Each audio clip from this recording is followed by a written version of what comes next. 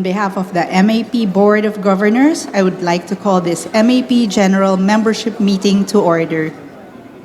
Please rise for the invocation, then please remain standing for the Philippine National Anthem.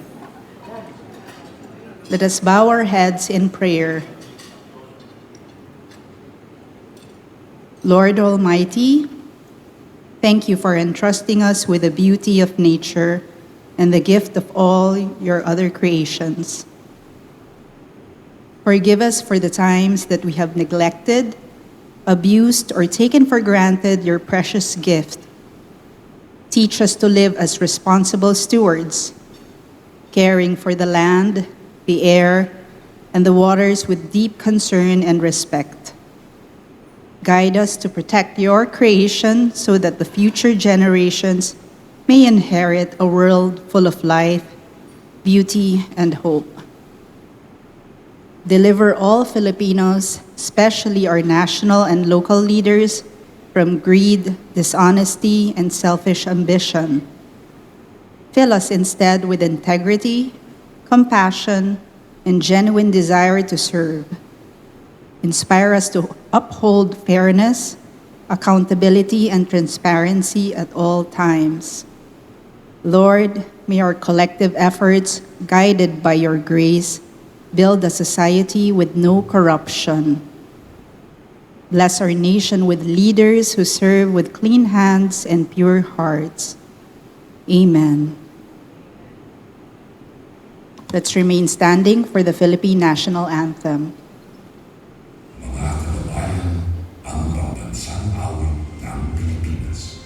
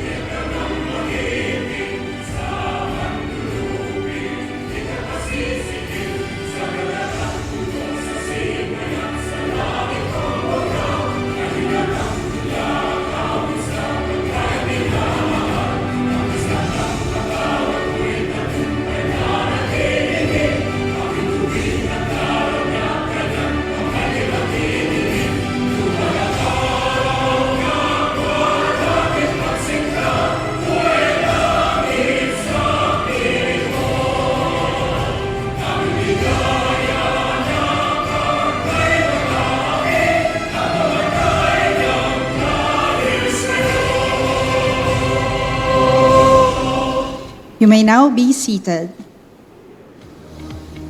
Since MAP President Al Panlilio is out of the country, may I now call on the Vice President of MAP, the Director of Government and Public Affairs of Metro Pacific Investment Corporation to deliver the welcome remarks. Please welcome Attorney Mike Toledo. Thank you very much, Donna. A pleasant good afternoon to everyone. Magandang hapon po sa inyong lahat. Maayong udto kaninyong tanan.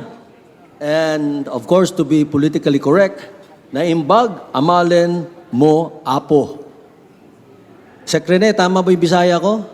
Very good. Oh, by the way, Sekrene, sabi ni Luis Mael, kailan daw tayo pupunta ulit sa Stardust for another membership event in Stardust. The first one was a huge success, by the way. And of course, Attorney Dick, tama ba yung Ilocano ko? Is Attorney Dick here? By the way, let's congratulate Attorney Dick because I just read that she has been identified as one of the top lawyers for taxation. So let's give Attorney Dick a round of applause. Yeah. Now, our distinguished guest speaker, our special guests from the government, the diplomatic community, the academe, and the media, my fellow MAP members, dear friends, good afternoon to all of you. On behalf of the MAP Board of Governors and MAP President Al Panlilio, who I believe is abroad, I welcome all of you to the MAP General Membership Meeting. As Vice President, alam niyo naman po, pag Vice President, ikaw ay spare tire. Kaya pag wala po ang Presidente, ako po ay naatasan na gawin ang opening remarks today.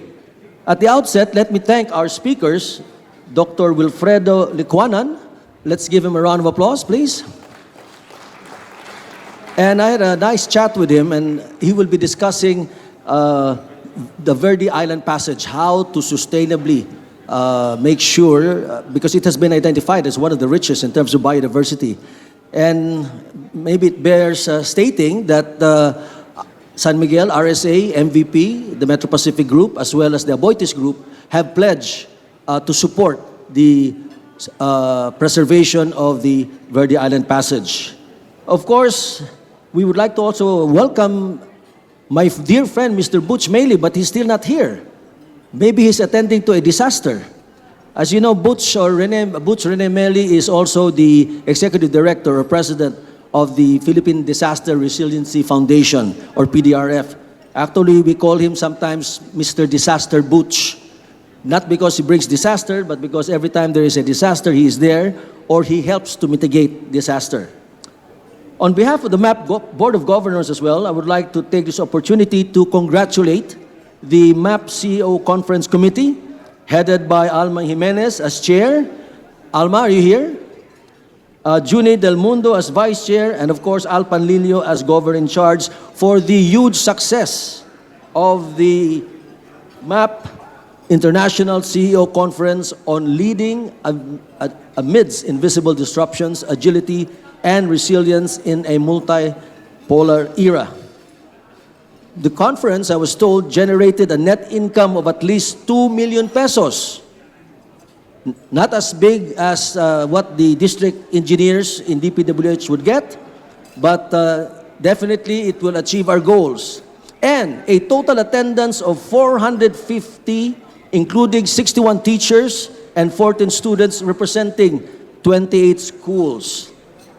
As what we have done in the past, we invited teachers and students so that they too will have a chance to interact, listen, and exchange ideas with our chosen speakers.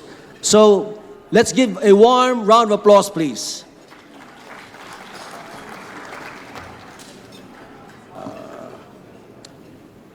Now, on behalf of the MAP Nomination and Election Committee, Chair Tammy Lipana, I urge you to please cast your vote for the MAP governors for 2026-2027 via the Google form. For those who have not voted yet, please vote immediately through QR code given to you at the registration desk. The 10 candidates in alphabetical order are Secretary Rafi Alunan of Pepsi Cola Products Philippines. Secretary Rafi, are you here? Secretary Jimmy Bautista of SCAL Makati International. Hi, Sec Jim. Pwede na tayo mag-golf. Okay. Attorney Alex Cabrera. Attorney Alex, I was just with him the other day in the Armed Forces of the Philippines Multi-Sectoral Governance Council, where we heard for the first time that no less than the Armed Forces Chief of Staff said that they are solidly behind the President and they are loyal to the Constitution, which actually is very good to hear, especially for businessmen here and abroad. Because I've been getting a lot of jitters from our foreign partners and potential investors about what's happening in the Philippines. Of course, Ms. Sharon Dayoan of RG Manabat and Company, KPMG Philippines. Sharon, you're here. Ms. Marvic Españo of Alt Energy Holdings Corporation. Marvic. Attorney Gigil Jimenez, the President of the University of the Philippines. Gigil, are you here? Okay. Dr. Donald Lim of Dito CME Holdings. There you are, Donald. And a secret advisor to certain people in government on how to communicate. But don't worry, my lips are sealed, Donald. Ilalabas lang kita sa bilyonaryo. Mr. Mike Makatangkay, fellow Shivning member of 1A Teams Consultants. Mike, tukayo. By the way, sabi ni Martin Rivera, medyo delikado daw trabaho niya dahil sa'yo. Miss Tere Marshall of BPI. Tere, you here? Okay. And of course, the gorgeous Miss Ruth U. Owen of Upgrade Energy Philippines. Are you sure hindi ka model dati, Ruth? As of this time, the election turnout, ladies and gentlemen, is about a low 35%. So let's make it higher. As of September 19, 8:30 a.m., the NOMALEX target this year is an election turnout of at least 51%. If I'm not mistaken, correct me if I'm wrong, but last year, I think we hit 51% or a little more. So let's try to really, as much as possible, get more to participate. The election period, ladies and gentlemen, will end on September 30. And then the newly elected MAP governors will be announced at our October 8 GMM meeting. Now on the August 29 GMM in Iloilo, to further engage MAP members, especially our new members, we had another, as you all know, GMM outside Metro Manila. And this time, it was in Iloilo City. The last time was in Cebu. I think that was on May, the month of May. This was our way of helping expand business and economic development benefits to the rest of the country. Our sincere thanks to Secretary Dr. Jesse Stanislao, Senator Frank Drilon, and Mayor Jerry Treñas, who serve as our speakers. I think they're not here, but let's give them, please, a warm round of applause. I think it was Sec. Rene Almendras who actually started this move to go around the country. Indeed, is a good advocacy, and I think the next stop perhaps will be Mindanao.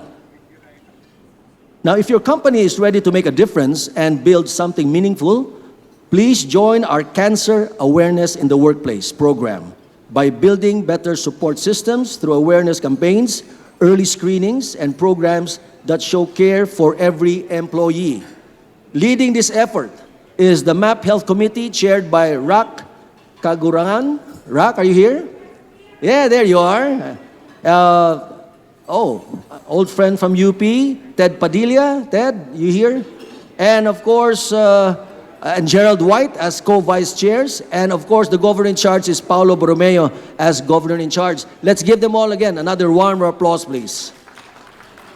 Now, we are pursuing our Cancer Awareness in the Workplace program in partnership with Global Working with Cancer Advocacy, which is participated by more than 2,500 like-minded companies from all around the world.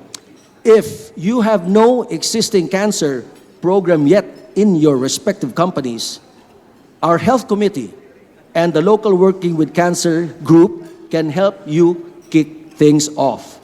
And now, to incentivize members to join the program, we are providing for free those being flashed in the screen. So you can see it there, 75, 75, and the reason we chose 75 is obviously because it's our 75th year. We want to help more, so we aim to raise 7.5 million pesos to help individuals and communities in need. And now, as you know, last September 4, MAP spearheaded the joint statement calling for an end to the shameful, unabated, continuing, and excessive corruption in government's public works and other projects. In that statement, which we are happy and proud to say was co-signed by 29 other Philippine business groups, we declared in no uncertain terms our outrage, disgust, disappointment about the acts of many of our legislators in Congress and officials of the Executive Department, primarily the Department of Public Works and Highways, the local government units, and the Commission on Audit, for their shameful, unabated, continuing, and excessive acts of graft and corruption, a crime against our people, especially those who continue to live in dire poverty. You know, I could get so emotional and excited about this that I could go on and on, but now is not the forum. I think some of you were in EDSA. I saw some of you in EDSA, and I think it should not end there. Our showing ourselves, being physically present in EDSA is just a beginning. This must be unrelentless, and doggedly we must pursue the fight against corruption. So para naman di tayo masyadong seryoso, pag-usapan naman natin yung masarap. So please order now your copies of the Masarap, Alagaan ang Pinoy Cookbook. a collection of recipes from MAP members nationwide, which is presented by MAP in partnership with Forecasting and Planning Technologies, Inc. The project is not just about food, ladies and gentlemen. It is also a fundraiser in support of the MAP campaign against malnutrition and child stunting, or CAMAX, which aims to contribute to the improvement of the overall nutritional status of Filipino children and lactating mothers. Alam niyo po, isa po yan sa mga hindi talaga nabibigyang pansin at tugon ng ating gobyerno. Pero that is really a big problem, the problem of stunting. A 12, 14-year-old has the mind and the physical ability of a 6-year-old. So if we do not really do something about this, ladies and gentlemen, we'll be raising a generation of idiots. Now, on the screen is the list of the forthcoming MAC events. Please block off your calendars. On September 30, we will have the MAP Energy Committee's Roundtable Session 3, Evolving the Market Framework.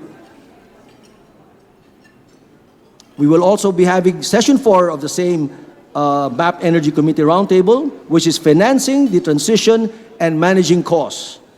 Meantime, on October 8, we will have our GMM on Education, the Future-Proofing, Prioritizing Critical Thinking, with no less than DepEd Secretary and former Senator Sonny Angara. On October 9, we will have the MAP Forum on ASEAN Priorities for the Philippines, which is really very important because, as you know, we will be hosting ASEAN in 2026. October 13 and 14 is the MAP CEO Academy Training for Presidents on Higher Education Institutions on Philippine Quality Award, or PQA. And on November 7, and this is exciting, we will have the MAP Next Gen Conference. Saan ba yung mga Next Gen yan? Come on! Kasama tayo, ha? Next Gen din ako. No, hindi lang honoraria, talagang Next Gen. November 11 would be the MAP Philippine Energy CEO Forum 2025. And on November 19, we will have the MAP Golf Cup for CSR in Wakwak. On November 24, we will have the MAP Annual GMM and awarding ceremony for the MAP Management Person of the Year 2025, which I'm sure Arnold will ask me again to host for the 19th time in a row. Wala ba kayong mga kamay? 19 times, pro bono. On the 20th, Arnold, meron ng talent fee, ha? May manager na ako, eh. Meantime, on December 2, we'll have, as usual, our fun Christmas party. So please be there. For the details of the MAP's activities, please continue monitoring your Viber and email inboxes, the MAP website at map.or.ph, and of course, the MAP memo, our weekly electronic newsletter. So on behalf of my President, Al Panlilio, I did already my thing. Good afternoon. Have a nice session later on. Oh, by the way, he just arrived. Mr. Butch Meli is here now. Let's give him a round of applause. He's still a colleague at the MVP group. Butch, I told him, you weren't here, that you are called also Mr. Disaster. Because you are there every time disaster strikes. That's why. So ladies and gentlemen, have a pleasant afternoon, exciting, and see you later. Thank you.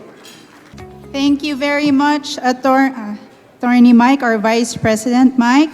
And of course, let me plug again the MAP Cancer Awareness Program. As mentioned earlier, there will be 75 free executive checkups for mammogram, and also other checkups available. So please sign up already there to avail of these very, very good health programs for MAP exclusively.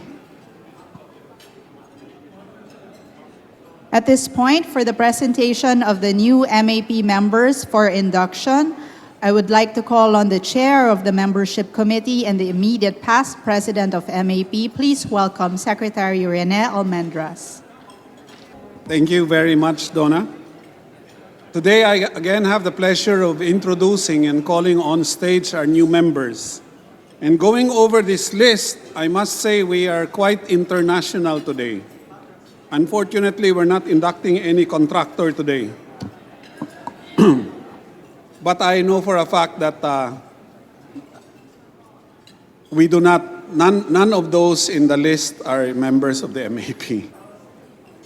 So, first and foremost, may I call on Attorney Vida Panganiban Alindongan, founder and managing partner of Vida M. Panganiban Alindongan Law Office, line of business, legal services, sponsors, Mr. Membership himself, Mr. Mike Makatangay, and Attorney Jimmy Buhain. May I call on Attorney Alindongan to please come up?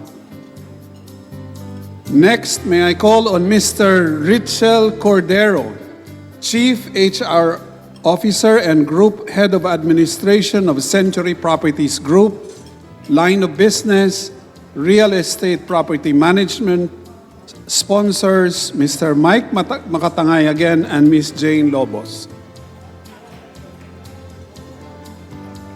I will now call on Ms. Ana Milagros D. David, President of Branded Consumer Foods of Universal Rubina Corporation, line of business, manufacturer of consumer food and beverages, sponsors, Ms. Carla Laos and Ms. Delisa Ridoloso. And I will guess you are going to be a member of the Next Gen Committee because the recruiters are all Next Gen. I will now call on Mr. Mark Roca, founder and CEO of Inversal Incorporated, line of business, distribution of apparel and footwear products, sponsored by Attorney Dick Dubaladad and myself. May I break protocol and do a quick contest? Anybody who can guess the nationality of Mr. Roca will get a free lunch from me, except those that we already told. So Hill, you cannot guess. Mike, you cannot say anything. No, out of curiosity, Mr. Roca is the first MAP member and the first person from this country to have ever been given an NBI clearance by the National Bureau of Investigation because he got married to a Filipina. Mr. Roca is from the Co-Principality of Andorra. Do you know where that is? I can tell you later. Next, I will call another foreigner. Your Excellency, the Ambassador Smilvana Knets, the Ambassador of Slovenia to the Philippines. Line of business, diplomatic services. Sponsors, Attorney Dick Dubaladad and myself. Still from the international list we have today, Ms. Nadia Zahir Omer, CEO of AirAsia Move, line of business, online travel services, sponsor Ms. Maan Ontiveros and Ms. Raka Gurangan. Can you guess from what country she is? Or she doesn't, sometimes she wakes up in the morning and she doesn't know where she is. Because she's from Pakistan, her family lives in Kuala Lumpur and her family lives in Bangkok, but her office is in Malaysia and she's in the Philippines every month. So welcome to MAP. Next, we have Ms. Grace Palaganas, President and CEO of 101 New York Logistics, line of business, logistics, sponsor Ms. Karen Batumbakal and Ms. Maan Ontiveros.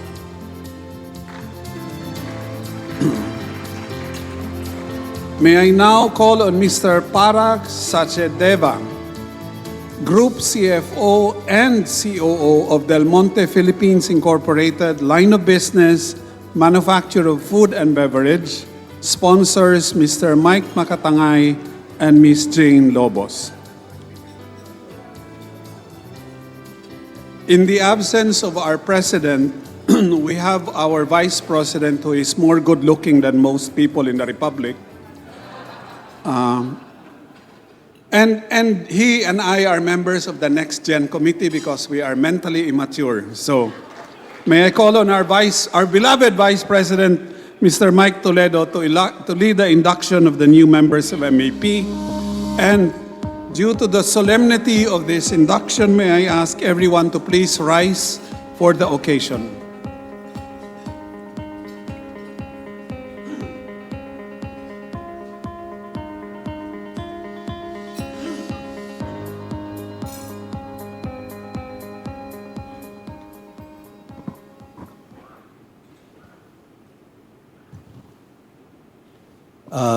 Please hold your oath of membership with your left hand and your right hand also.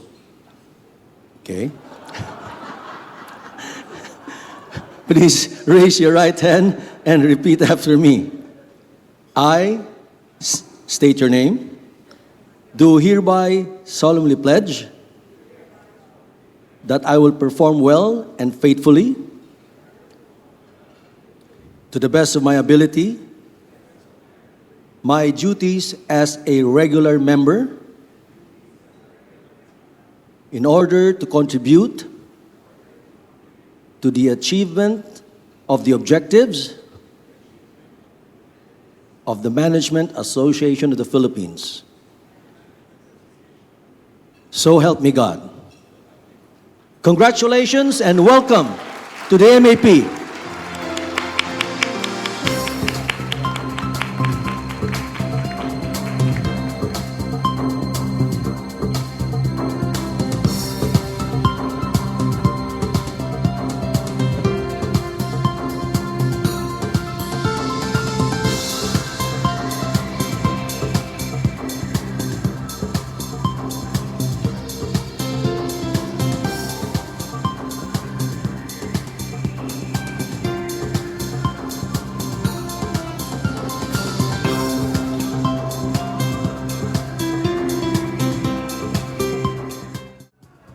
Congratulations to the new MAP members. Let us welcome and give another warm round of applause to the new MAP members. And we also have working committees, and I would like to plug the Next Gen Committee. You may also join the Next Gen Committee for Next Gen members. And please follow the official social media of MAP on Facebook, where you will all get our photos for today, and you can share all of those. We now proceed to the highlight of this GMM. In line with the MAP policy and in the interest of time, we will dispense with a lengthy introduction of our speakers. The profiles of our speakers will be flashed on the screen. May I now call on our first speaker, the distinguished full professor and university fellow of the De La Salle University. Please welcome Dr. Wilfredo Y. Licuanan. Okay, good afternoon, everyone.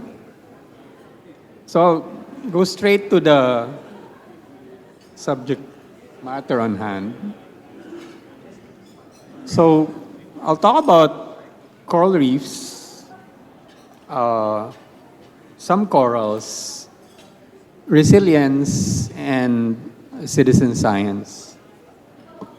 Let me start with some pieces of information. Okay. So the Philippines. We have the third largest reef area in the world. Number one is Indonesia. Number two is Australia with its Great Barrier Reef. Number three is the Philippines. Keep in mind that the Great Barrier Reef alone is about 500 kilometers longer than the Philippines. We have around 600 species of coral. And to put that in context, if you go to the southern tip of Baja California, there's a coral reef there, and they have 3 species of coral. The entire Hawaiian chain has around 20, 30 species of coral. The entire Caribbean basin has around 50 species of coral. Great Barrier Reef, again, 500 kilometers longer than the Philippines. The Great Barrier Reef has around 450 species of coral. We have 600. And in the town of El Nido alone, there's around 450 species of coral. So we have as many species of coral in the town of El Nido comparable to the entire Great Barrier Reef. So for context, something to keep in mind.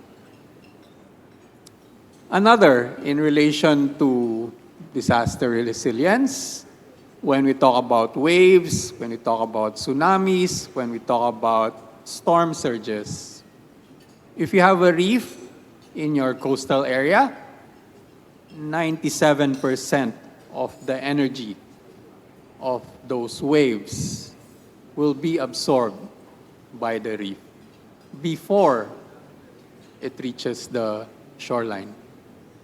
So one way to think about reefs is they're self-regenerating breakwaters. Closer to home, an estimated 25% of Philippine fisheries production is attributable to coral reefs. So even if you talk about the tuna, ocean-going fish, when they're juveniles, you actually find them sheltering in coral reefs. The coral reef is their nursery ground.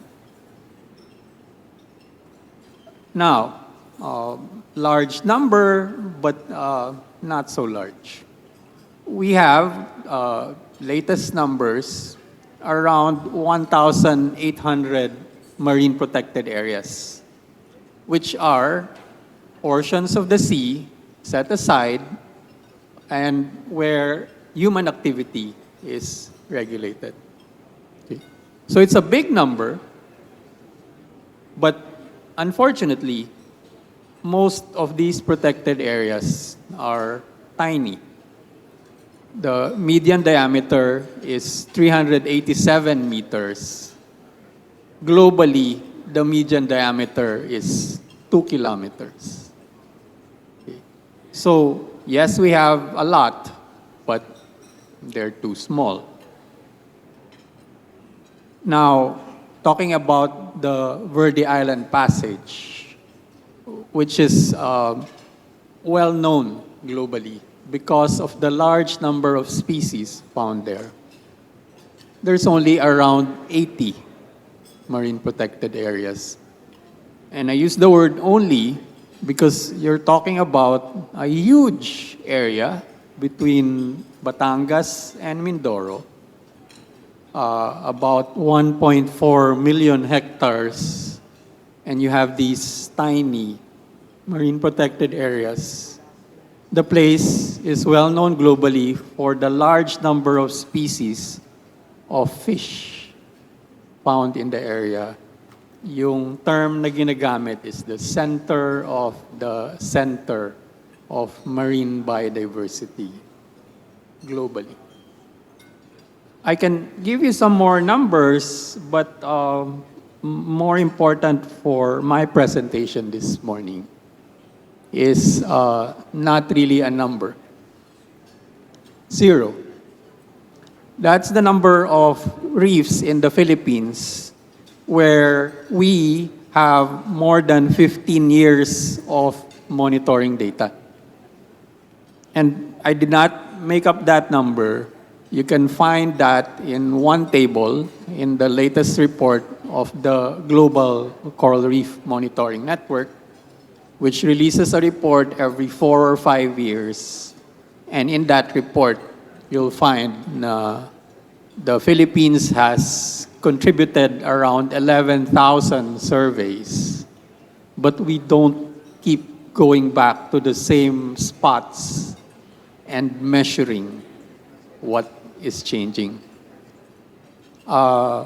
And maybe as context, why that number is important. For example, if we're going to criticize some other countries that claim some of our reefs and point out to them, well, you're destroying our reefs. Well, unfortunately, we do not have data that will hold up in court because there is no monitoring. So I'm sure I don't have to tell people in business that you cannot claim to manage something, to take care of something, if you have no data about it. And that's why, for the rest of my presentation, just 33 slides, I'll talk about monitoring, I'll talk about citizen science, and I'll tell you about a marine station in the west coast of Batangas, about a kilometer from Maan's place. A small marine station of the university that's been operating since before I was born. It's not much of a marine station. A neighbor actually called it barong barong, okay, which translates to shanty or hut. And indeed, it's not much. But it's in the right place. Very rich, many types of organisms. And it illustrates to you what even a modest facility and initially a single scientist can do in terms of taking care of our reefs. So soon after I took over the station, we started training kids because we learned that if you get to the kids, they actually explain things to their parents. Okay. So we're actually happy to have children of blast fishers and so on in our classes because the kids can influence their parents. In that facility, we train a lot of people.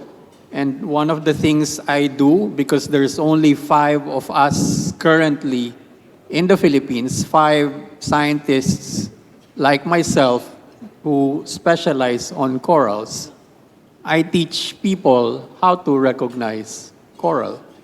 Because how can you monitor something with 600 species when you can't tell one from the other?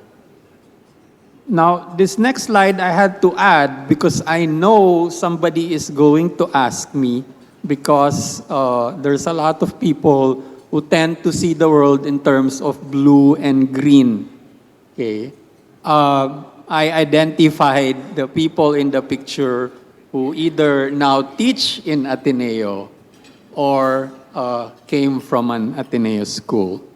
So I assure you, we are colorblind when it comes to blue and green in coral reef science. So we train a lot of people.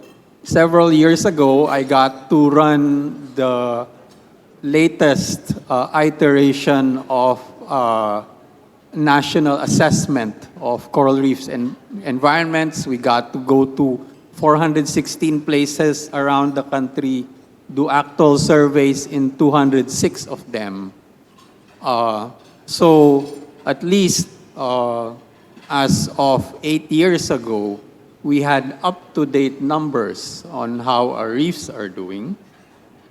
And everybody in that team, they were all trained at that marine station. In 2013, we had a warship hit our best managed and largest marine protected area. And the team that did the assessment of how much damage that warship inflicted on the reef, everybody in that team was trained at the Marine Station. And that's an actual photo from those days. And incidentally, it's those same people who did the latest monitoring this year. So let's move on to resilience. Okay, so apologies, I'll need to show some graphs. I only have 3, no 4. Okay, the first graph tells you how much coral there is in our monitoring stations in Tubataha. The graph below it shows you how much variety of coral, how many kinds of coral there are. And what's interesting for this, and those graphs are showing you the latest data. If you don't know or have not heard, 2024 is the warmest year on record. Warmest year ever. Okay. And we expected a lot of corals to die because of the heat. Well, we are showing here, these numbers just came out this weekend. Tubataha actually did better, endured the warmest year on record. This is resilience for people in coral reef science. Habitats that are showing that they can take care of themselves even in the face of climate change. And I argue that given our limited conservation resources, what we need to do is learn to recognize those reefs and prioritize them for conservation. It's an effort that I call the Philippine Reef Triage Project. We actually have to do a triage. We have to make decisions. Which reefs can we save? Which reefs can take care of themselves? And which reefs, unfortunately, we do not have the resources to take care of. We're preparing for that triage, but I don't have time to tell you about it. But let me show you 2 examples of resilient reefs. I start by showing you another graph, and there's 2 more after that. All these dots, all they tell you is how much variety of coral there is in 4 places. Bolinao is in Pangasinan. Lian is where our marine station is. Mabini is where a lot of people go diving. Okay, it's also in Batangas. And I mentioned Tubataha, our largest, best managed marine protected area. If you notice those 2 ovals, they identify 2 reefs, and notice those 2 reefs in Lian are actually richer than the reefs in Tubataha. Okay. And they're not even in marine protected areas. Okay. Let me show you how those 2 reefs did since 2009. Because we've been monitoring them that long. And I should add, Maan and her family members helped me set up that monitoring. Because back then, when we started this, I had 1 research assistant. Okay. So, again, those 2 lines, one shows you how much coral there is. The other shows you how much variety of coral there is. And notice in this reef, in 2010, there was a big drop. What happened in 2010, there was a warming event, and we lost half of the coral in that reef in a matter of months. Okay? In a matter of months. The temperature was just 3 degrees above normal for 30 days, but we lost half of the coral. Okay. But look at the graph in the subsequent years. In the subsequent warming events, the reef did not even budge. Okay. Until last year. The warmest year on record, and then another crash. It's resilient, but only to a certain extent. Let me show you a similar graph for another reef that's just 3 kilometers away. Same basin. So it's just at the other end of this bay. In 2010, when that other reef lost half of its coral, it lost some, but yeah. Okay. And it just kept getting better. Experienced 2 other warming events, nothing happened. And then 2024, warmest year ever, it went from 40% of the reef being covered by coral, it crashed to around 13% in a matter of weeks. Okay. This was when we had 3 typhoons in a row. Christine was one of those storms. And in Batangas, it dropped 2 months worth of rain in 2 days. So let's move on to citizen science, but now you have an idea that there is such a thing as resilience even in natural ecosystem. So I'll switch over to citizen science. We came up with a set of methods about 6 years ago. We called the package Alwan, not because I'm Alikwanan, but because Alwan means to ease, to be in a more comfortable or improved situation. And we needed to develop methods that will allow non-specialists to monitor reefs. We have so many reefs. We have so many coastal communities. We have 5 coral reef scientists.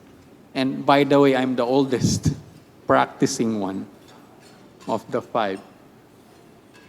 So we came up with a set of methods where you count certain organisms, like that blue starfish on the lower left, certain butterfly fishes, which can be recognized to the species level, and you can train fishers and bantay dagat to collect that data. And then the centerpiece of our method is a way of monitoring the reef without scuba, without expensive equipment, without any fancy stuff, just folding PVC monopod, an action camera, taking pictures of the reef, and bringing that set of images to the community that depends on that reef, that takes care of that reef. We can train people in half a day. By the afternoon, they could be doing the survey. And the most important part of the activity is showing those pictures in a public area and teaching people how to recognize and count the corals. This year, I'm on my sabbatical year, so no worries about classes. We introduced those methods to high school students. We taught the high school students how to process the images. So this is not about bringing kids to the reef. Okay? It's bringing the reef to the classroom. And we got to a stage that the kids were explaining the findings of the survey using a scorecard to their officials. In this photo, the audience is an assistant director of the Department of Environment and Natural Resources. And grade 8, grade 9 students were explaining what happened to the reef to her. Okay. And let's talk about that reef again. Notice the numbers in one column shows you how much of the surface was covered by coral middle of last year and how much coral was left after those typhoons hit. And notice here, from 55, it dropped to 16. Okay. And when the information was made available, the reef in question is in that yellow box in the upper left. It's very close to Matabungkay, lots of tourists. Okay. And when the information came out, it was the middle of the campaign period for the local elections. But the mayor signed an executive order closing that reef to fishing, to tourists. Why? The reef needed a chance to recover. And if you follow the social media post at that time, you'll notice the people were not complaining about the closure because they could not complain about the data because it was the same community members who collected the data. Okay. They were complaining about where the boundaries of the closure were. I added this slide this morning because yesterday I got a call in the next town, ship ran aground. But in that town, we have a citizen science team ready to measure what happened to the reef. Last week, there was a forum on the Verde Island Passage, and my presentation in that forum that was organized by former Sec Tony, my job was to do the asking for DNR. So it was described as I started a parade of shameless asks. So in the last few slides, I will start asking. This is a scientist who learned to start asking, not something we train for. Last year, there was an agreement between DNR and, as mentioned earlier, big companies. Many of you are affiliated with them somehow. And they agreed to help take care of the Verde Island Passage. And one of the things in that agreement was to put up a joint marine station. When I was a grad student, I got to work in one of those joint marine stations. And so, in the presentation last week, I offered to them our barong-barong because it is literally falling apart. And I told them, why don't you just replace that structure? Because the university already built us very recently a new building, but it's a dormitory. And we need labs and we need classrooms. And so last week, on behalf of DNR, I asked for 2, not 1 marine station. I offered the use of our marine station, which you can use during the northeast monsoon, but when the southwest monsoon hits, we need another place. And so I suggested a reef area next to a San Miguel cement plant, which happened to have some really nice reefs, as you can see from the size of those bubbles. So that's my ask for DNR. But this afternoon, I do want to talk to you about an academy that will allow us to train more people. Because we are getting overwhelmed, and I have two of my team here. They can tell you about it.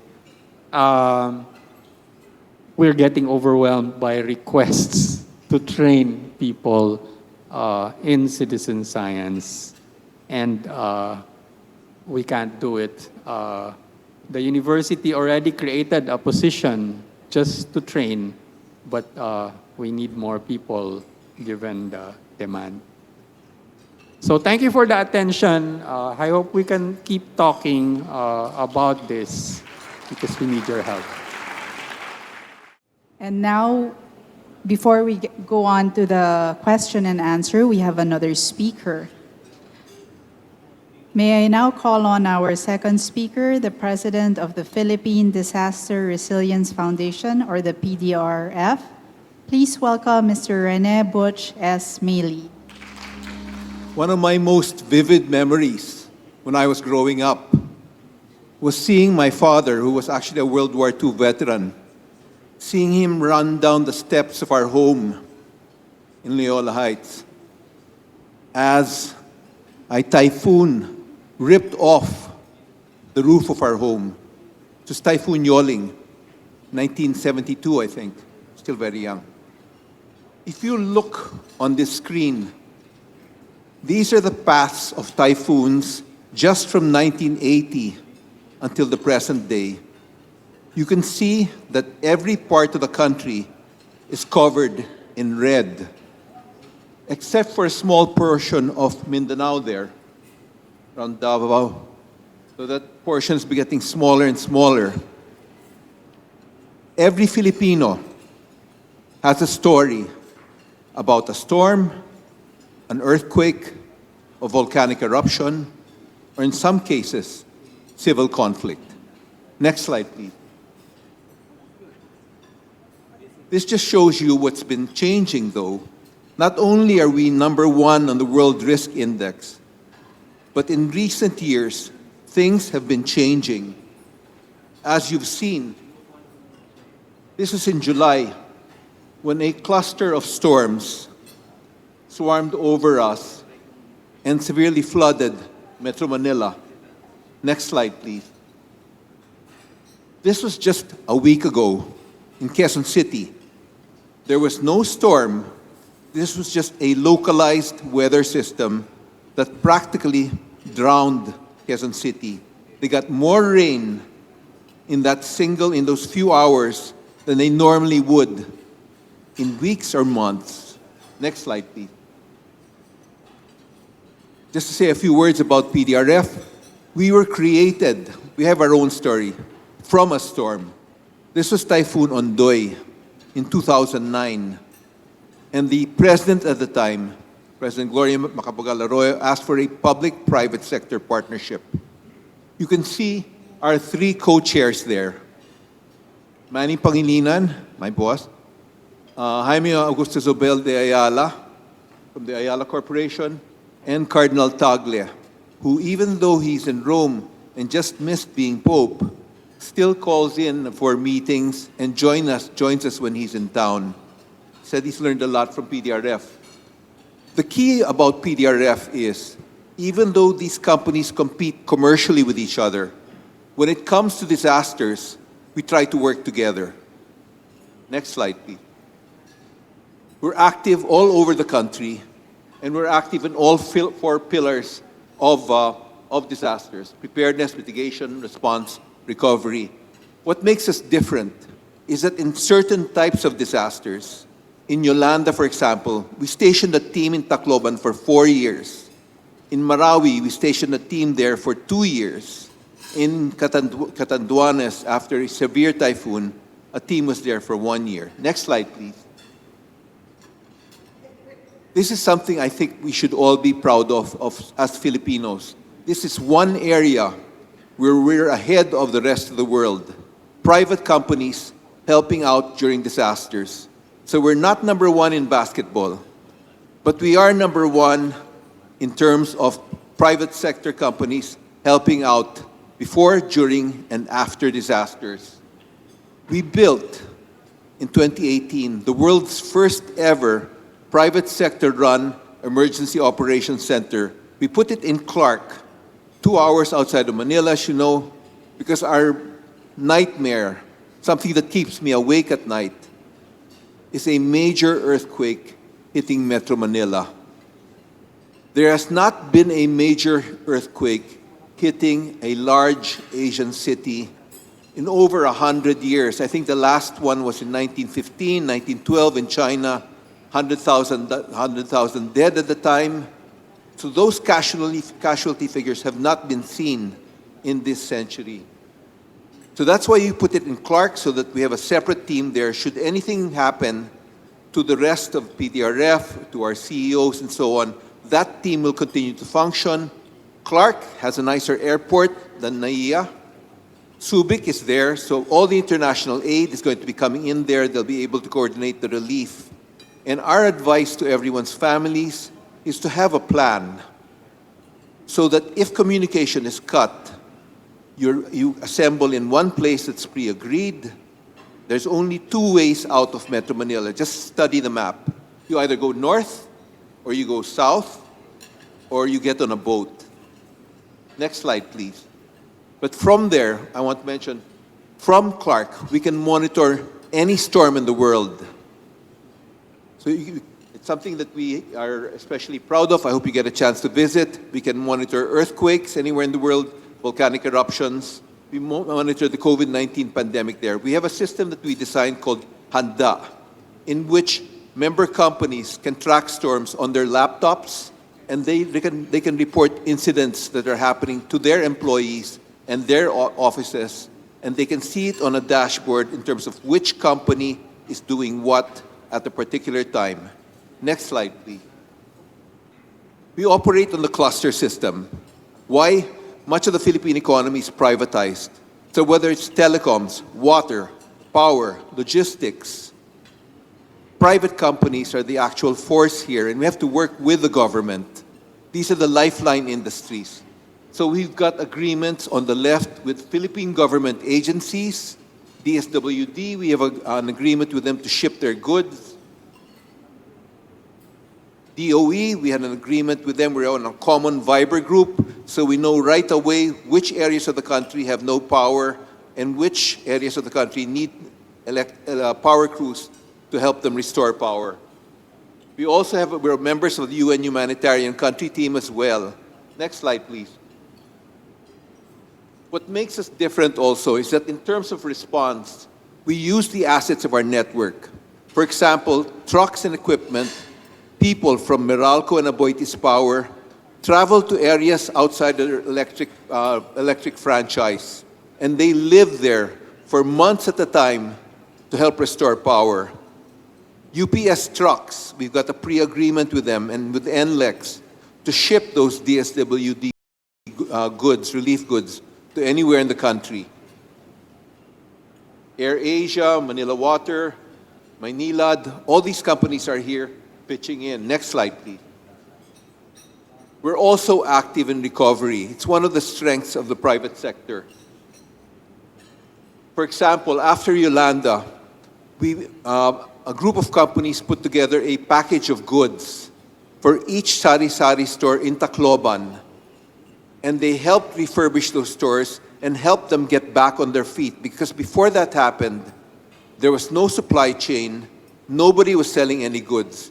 And for companies, we need our distributors, we need our retailers in order to be able to sell our goods. So we started with the sari-sari stores, which by the way are 100% women-owned.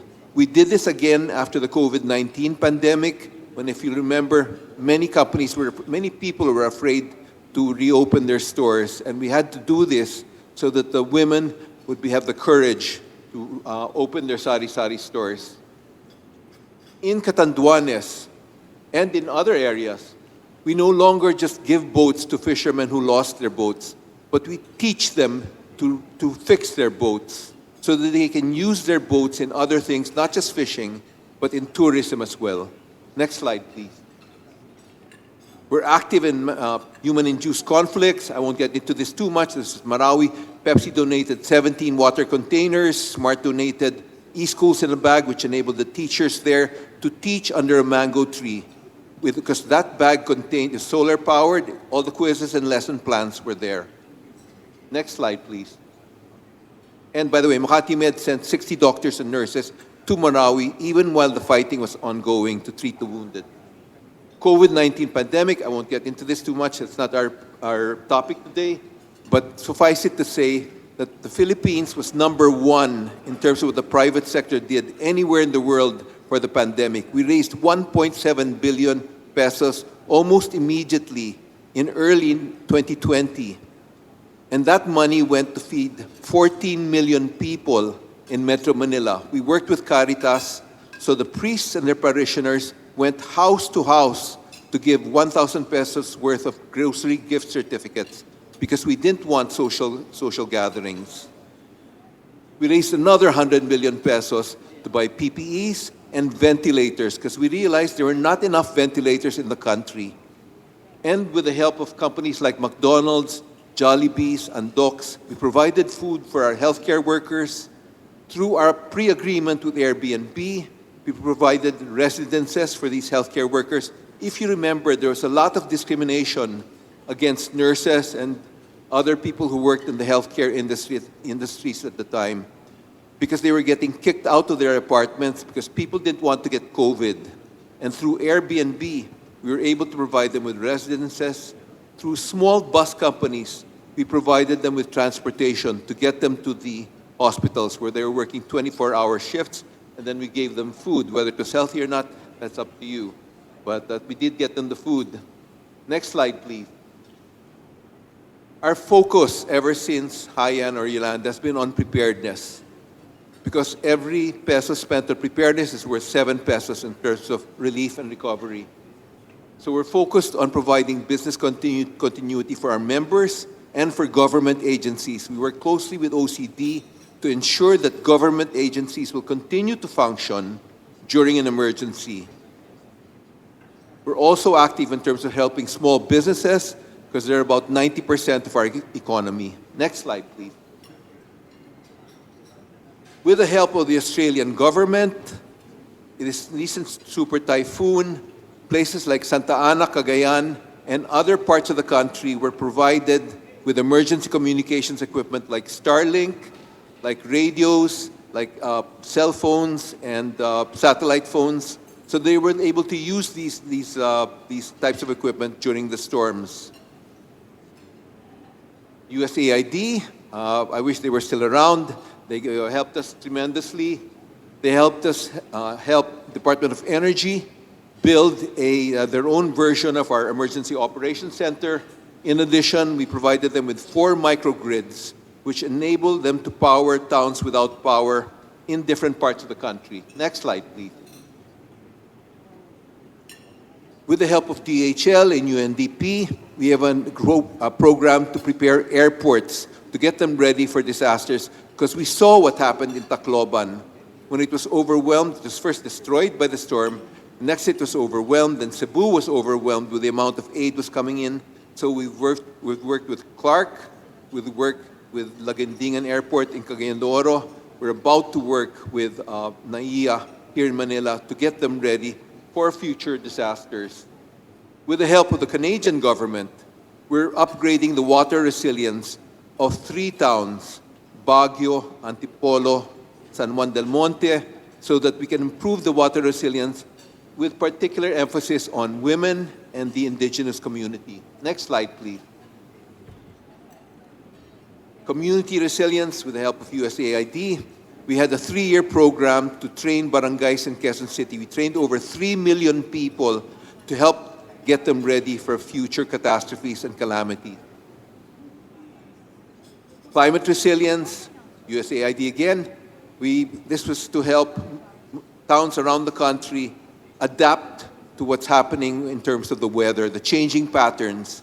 We gave them equipment to predict flood patterns and also trained them so that they're ready. Next slide, please. We've presented to the president, not just this president, but we've been working with every president since 2009, and we've gone over the flooding plans. Happy to answer questions about that. Next slide, please. One thing that that's really important too is the passage of this recent law, the State of Imminent Disaster Act, because that enables the national government and local governments to tap disaster funds before a catastrophe happens. In the past, they had to wait for a declaration of calamity before they could use those funds. It also allows them to preposition goods, people, relief help. So we're hoping, and this is, I think, the first act of its kind in the world. So the rest of the UN and the different countries are actually looking at us in terms of how we work this out. Next slide, please. We're not alone. In 2016, United Nations started something called the Connecting Business Initiative, in which they based it on the PDRF model. Today, 25 countries around the world use private companies and the private sector to help prepare for and respond to emergencies. And it all started with the Philippines. With that, I think we just have to face the future. We're number one on the World Risk Index. We need to do it together. We need to work together. It doesn't matter whether you're a government, whether you're a private company, whether you're a small business, whether you're an NGO, whether you're part of Congress. I think we need to work together and ensure that the future is better for our children than it was for us. And by the way, I see somebody from the Australian government here. Thanks for being here. So thanks for having me. I look forward to the Q&A. Thank you, Mr. Butch Mayley. And now we move on to the Q&A. May I ask our speakers to take their seats on the stage, please? And may I also call on the following Q&A moderators for today. We have Dr. Reynaldo Reggie T. Casas, Chair of the MAP Environment Committee, President of Advanced Renewable Energy Incorporated, and Ms. Reza Dadufalsa Goyeneche, Co-Vice Chair of the MAP Environment Committee, Head of Trade of the Royal Danish Embassy. There are microphones on the floor for use. In asking your questions, please be brief, please refrain from making a speech, and please wait to be acknowledged before you ask your questions. Okay, take it away, to Reggie and Reza. Thank you, Madam. Donna. She doesn't want to be called Donya. She wants to be called Donna. But for in behalf of the MAP, Environment Committee, headed by our Governor Rex Drilon. Sir Rex Drilon is there. And we would like to give thanks to the time, talents, and treasures of our resource speakers. And as stated by Donna, please, we would like to prioritize the members to submit your questions. There's a microphone there. Feel free to ask your questions at some point. And I was advised to tell you not to give speech, but just deliver your question. And so with that, we can begin with our questions and answers. And following the protocol of being a gentleman, I would like to ask and follow the principles of ladies first. So may I ask our co-chair of the environment, Madam Reza, to please submit your first question. She has two questions and I have two questions, but maybe you should start off with your question. Yeah. Okay, thank you very much, Chair Reggie, and good afternoon, everyone. So now corruption is a very hot topic nowadays, so I really have to ask this question. So Sir Butch, you work with a lot of private sector financing and also international financing.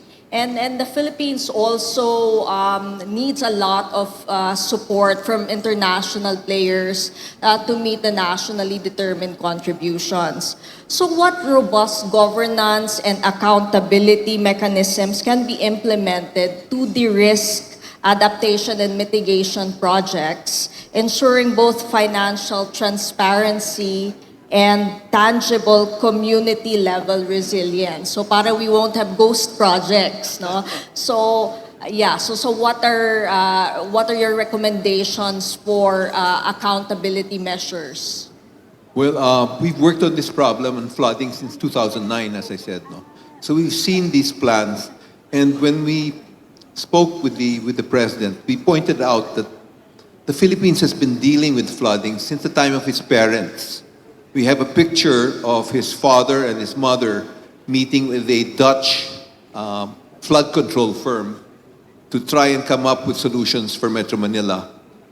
In 2010, with President Gloria, partly as a result of our efforts, they came up with a comprehensive flood control plan for Metro Manila.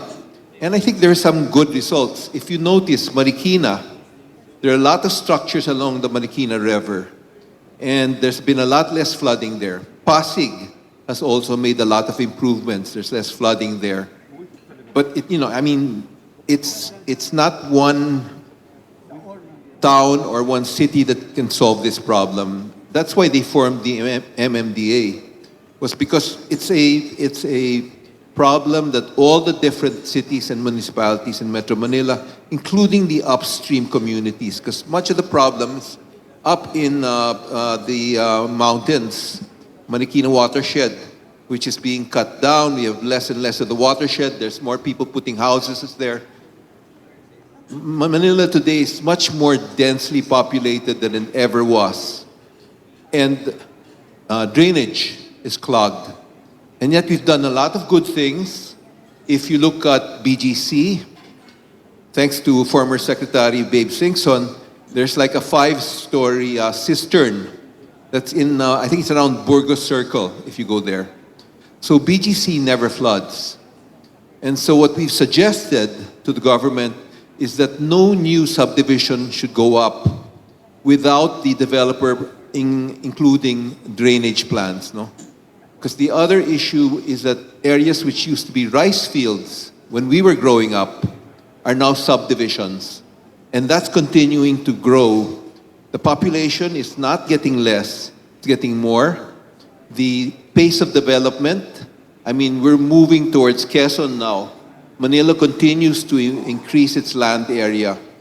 So we really have to approach the problem with all the different stakeholders there. But we have seen the efforts. We're also aware that some money has been wasted. I won't get into that. It's in the papers, it's in the news. But there's been a lot of improvement. We're better off today than we were in 2009, 2010 when Ondoy happened. Okay. And much of what happens in your town depends on the quality of your mayor. Yes, thank you. In line with your response, I might as well submit the second question related to Butch. My question is, you presented to us that the private sector has been also helping fund the resilience. My question is, are there tax incentives given to the private sector so that when we donate, is there a way that we can use it to deduct our taxes? Is there such a policy? Yes, for many innovation companies, they're able to write off their donations. And for example, when they give money to an organization like PDRF, I used to sit on the board of the PCNC, which approves tax-free status to organizations. They get they're not taxed for that. Okay, that's a good response. So to the private sector, we can adopt it as our CSR. And in the process, we submit the funds and we get our tax deduction. That's a good news. So maybe I can now ask Madam Reza to ask the next question addressed to Yes, for to Dr. Al. Dr. Al. Yes? Yeah, After so- you, I'll ask a question. So I guess, Dr. Al, most of us here live and work in urban centers. So coral reefs don't really come, top of mind. So how do we, how can you expound on the importance of coral reefs to our daily lives, even us being, in the city center and not near beaches or the seabed? Okay, thank you for that question. I'll say something, but I need to run out and just show you one slide. Okay. Okay.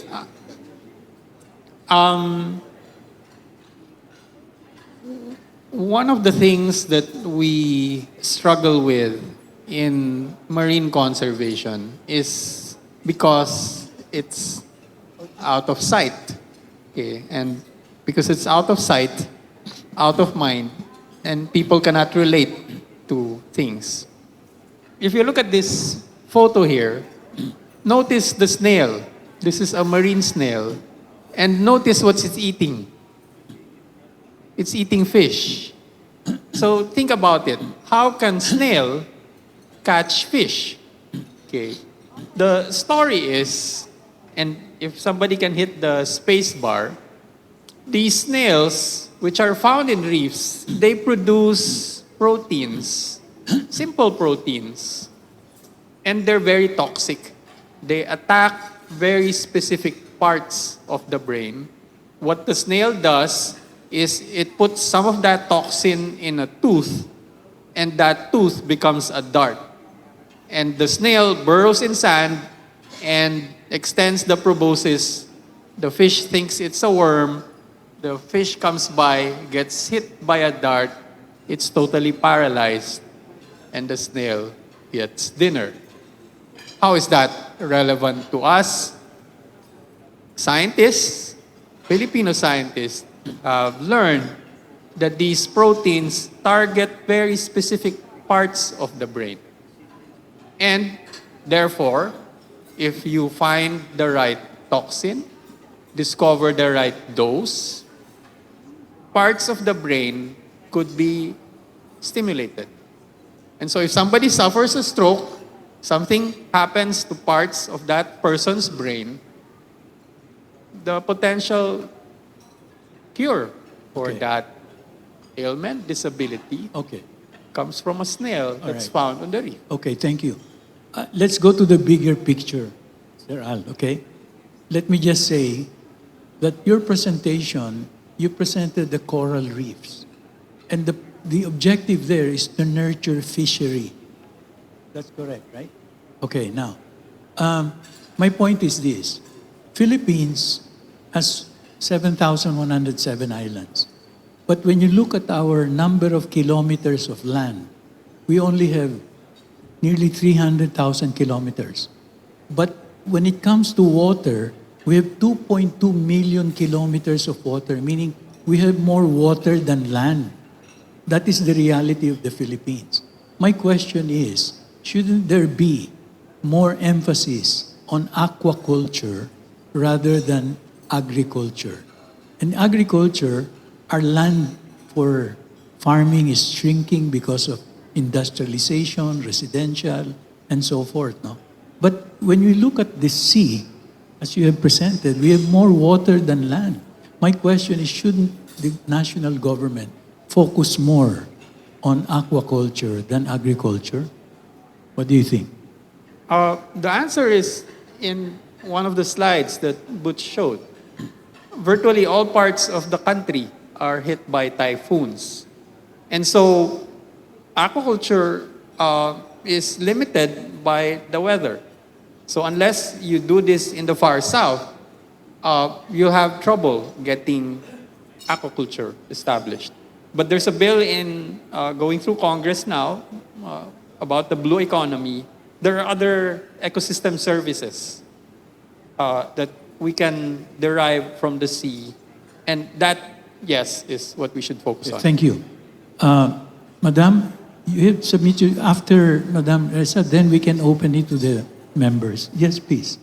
Feel free to ask question to... Yeah, no, I want to ask Sir to Butch. Butch. Okay. I've actually been to your facility and it's very impressive in Clark. So maybe one time we can invite our MAP members to visit Yes, yes. their We'll give facility you free in Clark. lunch. Yes. Maybe not as fancy as this lunch here. Free but, lunch. Oh yeah, now you heard that. Okay.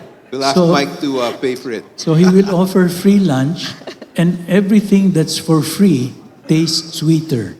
Okay. So Okay. can we now open the forum to the members to ask your questions, please? Feel free to submit your questions. Yes? The microphone is there. Please state your name. Mike? Please state your name and just, please state your name and then just state which industry you're in so that we can relate to your question. Yes, please. Yeah, thank you very much, Reggie. I'm Mike Toledo. Thank you, Ed, for giving me your time para sa Congress, no? You gave your time to me. Anyway, it's just a quick comment and a question because I noticed you mentioned that there's no way for us to prove that there is damage to our corals. Am I correct? You mentioned something to that effect. If there's no monitoring, Yes. you Yes. don't have data that will hold up in court. That's why you said it was zero. The reason I raised that was because, as you know, we already won the arbitral award as far as the West Philippine Sea is concerned. But there are moves from legal luminaries to also go to court against China for environmental degradation, especially the coral reefs. So my question, it begs the question now, how can we actually bring a case in the International Court of Justice or any other venue for that matter, maybe arbitral as well, but we don't have the means to prove it? Have you advised at least our government that such a move would be a waste of time unless you have the evidence to show that indeed there was degradation? Thank you. Thank you. Thank you for the question. My statement concerns demonstrating in court that somebody or some country destroyed the coral. But there are other ways to look at that reef, and the opportunity is provided by a recently passed law, PENCAS, Environmental Natural Capital Accounting System. Basically, you measure the services that the environment provides in terms of some of the examples I showed, in terms of supporting fisheries, in terms of coastal protection, in terms of tourism value, and things like that. There is now a framework by which you can put a peso or dollar value to those services. And with that framework and tools like satellite remote sensing, there are some things that you can measure, and those would hold up in court better than hand-waving about this coral was destroyed by this country. Okay, thank you. Another question? Yes? I wish to congratulate Dr. Liquanan and Mr. Melo for your presentation. I am Eduardo Yap, the chairman of the MAP Traffic Committee. I rarely stand up during Q&A, but this afternoon, after hearing your presentations, Mr. Liquanan, you mentioned that you have very limited resources in your work. And Mr. Mailey mentioned that you recommended resilience to climate change. I'm sorry, but I must stand up and state that after these few days of listening to the testimonies in the Senate and in the congressional hearings, it infuriates me to say that it appears that we don't have limited resources.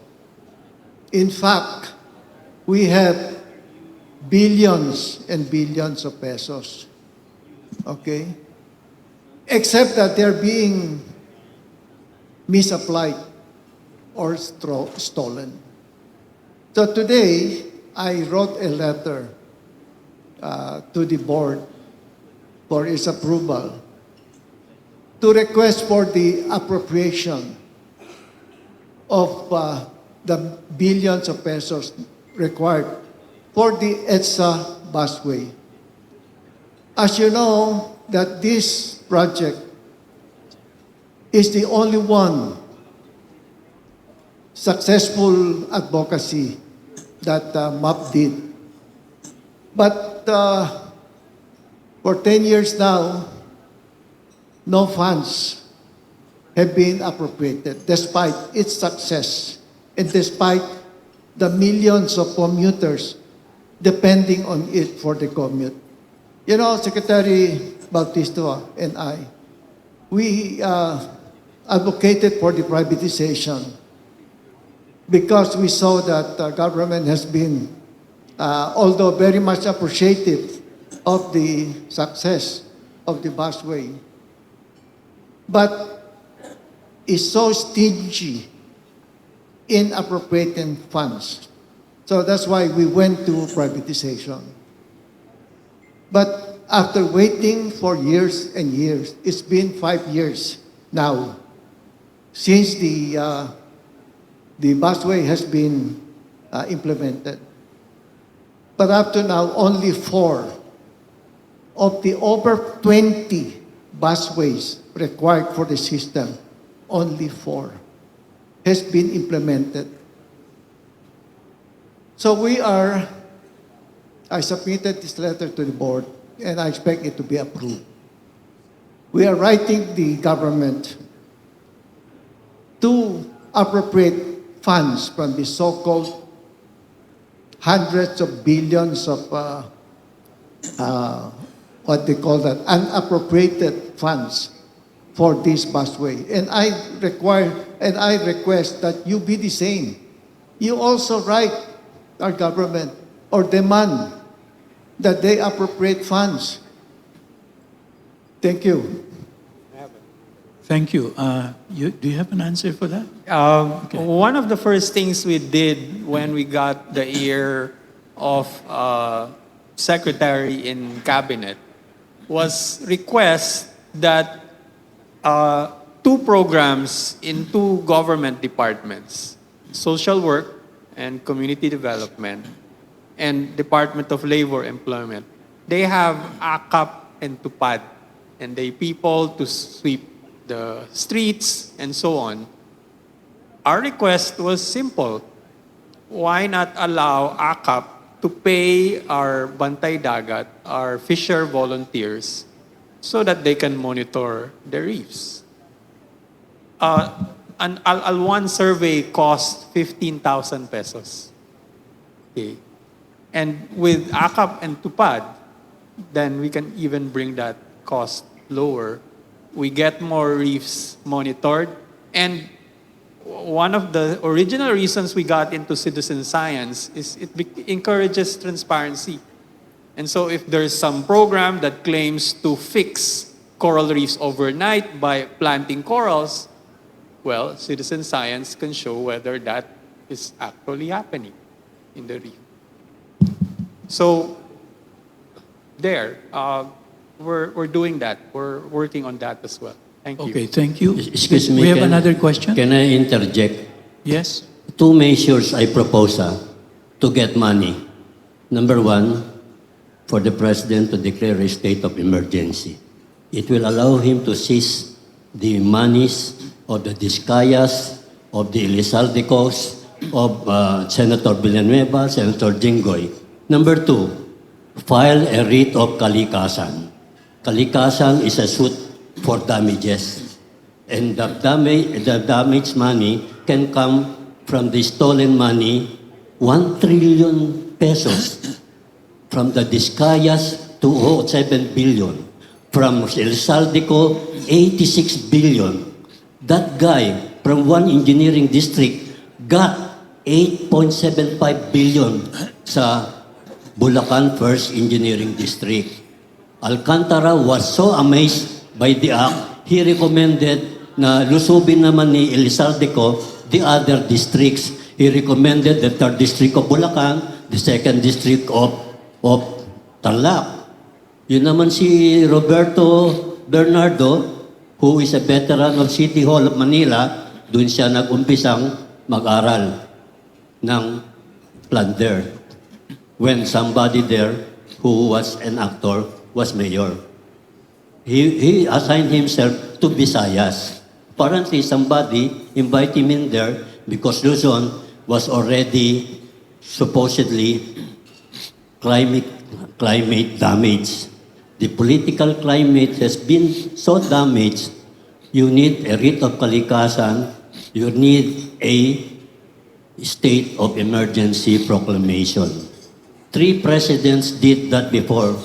Ferdinand Marcos Sr. with martial law, Corazon Aquino in 1989, and Gloria Macapagal Arroyo in 2006. Ngayon, kung if you want to be legalistic, due process, use the writ of kalikasan. That is an invention of the Supreme Court. Although the first writ of kalikasan was used involving Manila Bay, they were, I think 30 government agencies are supposed to pay 300,000 pesos a day. Di ba? Dr. Liquanan, tama ba? 300,000 pesos a day? You're an expert eh, kasi kaya nga Dr. AI.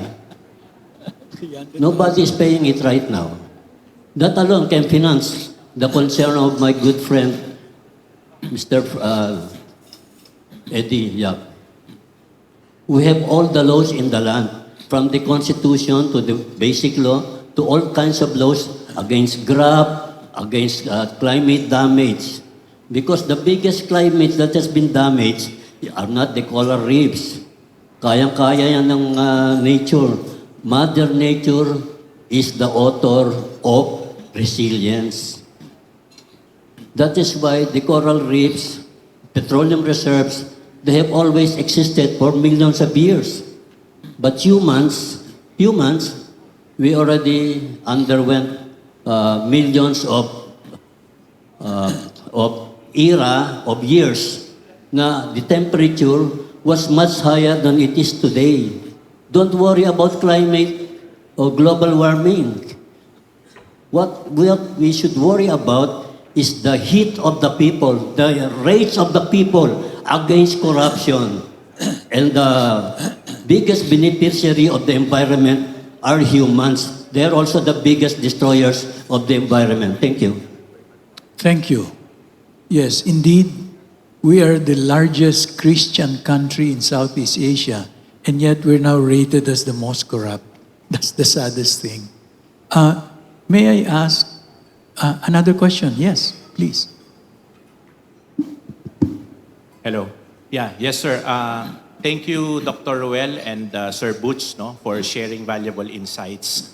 Sirs, it was clearly mentioned yesterday during the Senate Blue Ribbon Committee, and the engineers there admitted that most, if not all, the infrastructures built by the government are substandard. And it's very, very worrisome because you could just imagine if we have all these kind of disasters, especially the big one, if this will strike, well, of course, God forbids. My question is, what can the Philippines, the entire Philippines do in order to be prepared? The government sector, the private sector, and the entire Filipinos to be able to be prepared for this, because it's everything. All the government infrastructure built, bridges, schools, etc. are substandard. Thank you. So that's the question. Maybe, Butch, you can answer it. So the question is, all projects built are substandard. What about in your resilience program?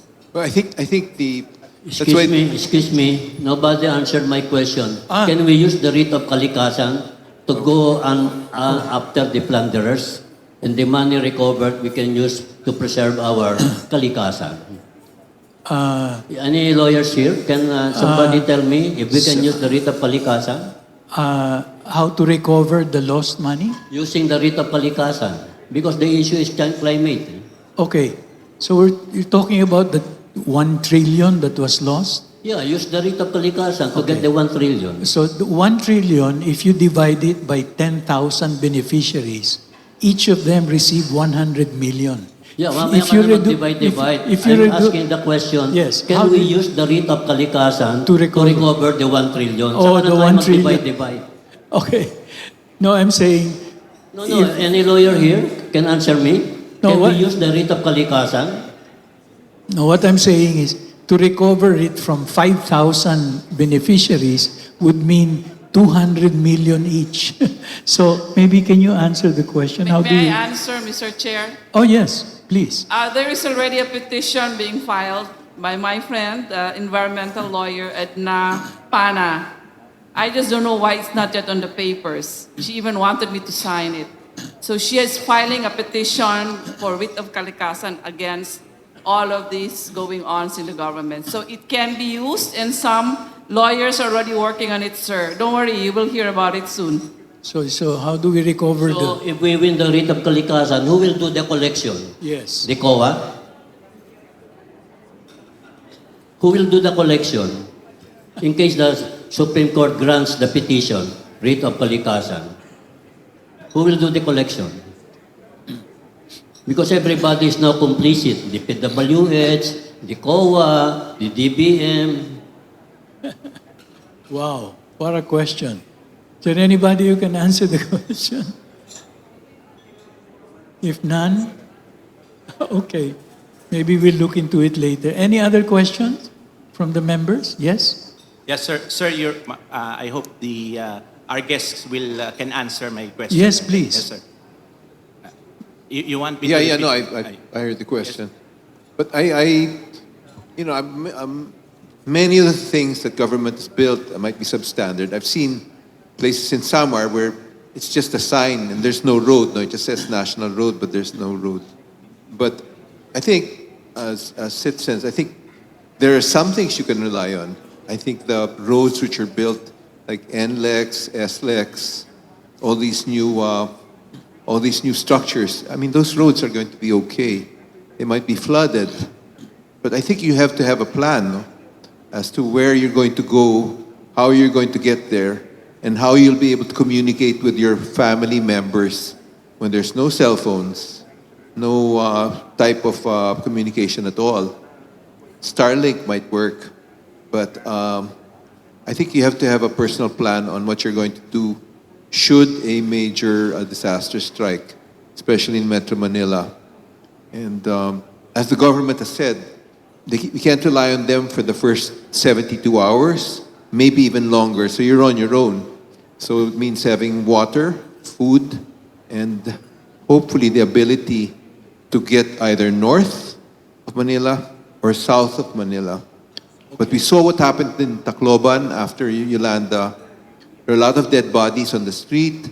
Some of them were in body bags. Many of them were just covered by GI sheets, no?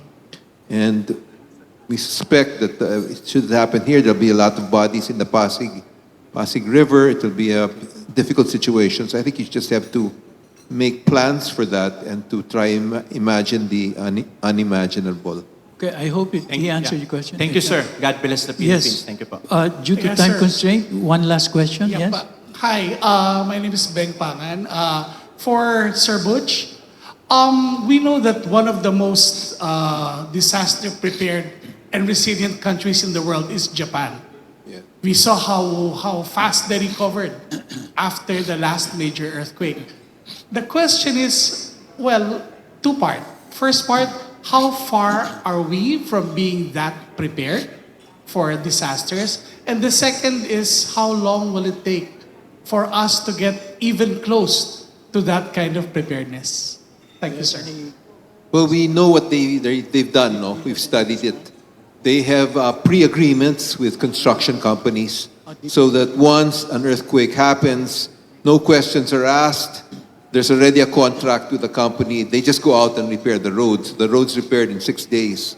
So we're trying to emulate that by having pre-agreements between companies, construction companies and other companies and the government that should something happen, they just go into action. So we know the game plan and we're trying to implement it as much as we can. No? But we always have to deal with local governments. We also have to deal with the national government in some cases, but we're moving in that direction. Okay, thank you. One last response to the same question. Yeah? Maybe Al? No, actually, it was about the earlier question about the PWH and Yes, substandard. yes. Kailan? Yes. Okay. With a caveat that this is a personal opinion and not anyway representing the organizations I'm affiliated with. If you Google my last name, DPWH Coral Reefs, you will find a 2017 article in the Inquirer where I said the number one destroyer of coral reefs in the Philippines is DPWH. DPWH. The comment The biggest. is because basically when new roads are built, especially coastal ones, the focus is on the pavement and not stabilizing the hillsides Okay. that they cut the road through. Okay. And everything that they unearth, they get carried to the sea Okay. every time you have rain, and that's Nice. killing the reef. Okay. All right. So with that, that ends our Q&A. So maraming salamat to all the members. May I now ask our MC to take over? Yes. Thank you, Dr. Reggie and Reza. I have two more questions for our speakers. Perhaps Mr. Meili can invite the MAP members to our 72-hour drill for October and talk about that. Our group of companies are That's also right. a member of the October PDRF. 10, Ayala and a number of other companies have a 72-hour earthquake drill. So we're inviting everyone to participate. Starts October 10. I don't have all the details, but I think there's a website, and hopefully you'll all take part of it, because I think it's something you should be prepared for personally and as a family and as a corporation, the company. But yeah, 72 hours. Yes, it's a 72-hour. Usually we only have yung earthquake drill by the OCD, right? It's an hour, but this is 72 hours, tuloy-tuloy after an earthquake. What do we do? It's a drill. And perhaps Dr. Lequanan, may you invite us when can we be part of a citizen scout? How do we be part of that? And at this point, before we adjourn, we have these tokens of appreciation. So thank you, Dr. Liquanan, Mr. Meili, Dr. Reggie, and Reza for sharing your time and expertise with us today. May I request all of the MAP governors present here to please come up the stage and join in a photo opportunity with our speakers and moderators. And perhaps our next GMM and activity, we can go snorkeling and do the inventory by the coast.